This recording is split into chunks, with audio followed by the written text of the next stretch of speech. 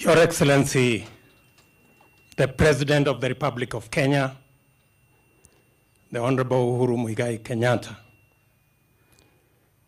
Your Excellencies, representatives of High Commissioners and Ambassadors, fellow leaders,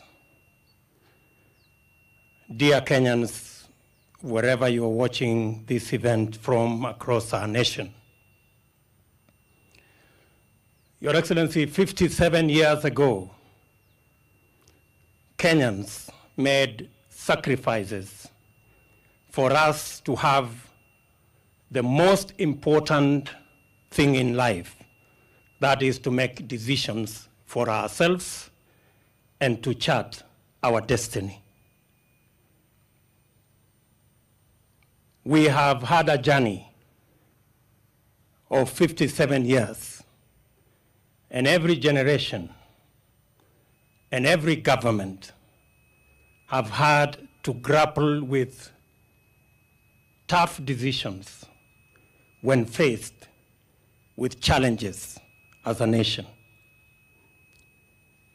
But in no generation and no government, Your Excellency, has experienced the kind of challenge the COVID-19 pandemic has caused to our country. Today, this celebration is unique. It's never happened like this. Today, Your Excellency, our schools are closed. Our places of worship are shut. Millions of Kenyans have had to leave work. Traders and business people have had their businesses affected. And our life as a nation and as a global community is upside down. To use the words of Mutahi Kagwe, things are really abnormal. In fact, Your Excellency, while it was normal for somebody to cough, nowadays it is no longer normal. When somebody coughs, others step back and ask whether everything is okay. I remember the other day when I went back home, working from the office at the residence, and inadvertently I stretched my hand to my young daughter to greet her. She told me, there is the sanitizer. That is how abnormal things are today. But when you called the nation to action because of this pandemic, the response from the Kenyan people was unprecedented. Every Kenyan stepped forward. Millions of Kenyans are wearing masks. They are cleaning their hands regularly. They are avoiding unnecessary contact. And people are keeping social distance. In fact, when I saw you march here, I was wondering why the parade was different today. Only that I realized later that there was social distance. So we've really changed. But Your Excellency, your intervention as you mobilized government to provide guidelines, every Kenyan across this nation is now part of the big army to try and deal with the COVID-19 pandemic.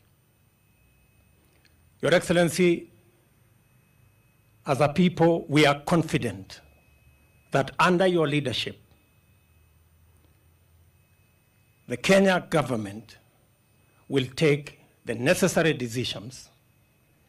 And I'm calling on leaders across the divide and Kenyans across the nation to work with you and government to make sure that we mitigate and minimize the effects of this pandemic as we work out the new normal, because it looks obvious that there will be a new normal. It's not if, I think it's an imperative. And if we can fashion that new normal, then we can move into the phase of ensuring that we deal now with the effects, how to open our schools, how to open our businesses, what kind of support we can give to our SMEs, and how we are going to open our places of worship.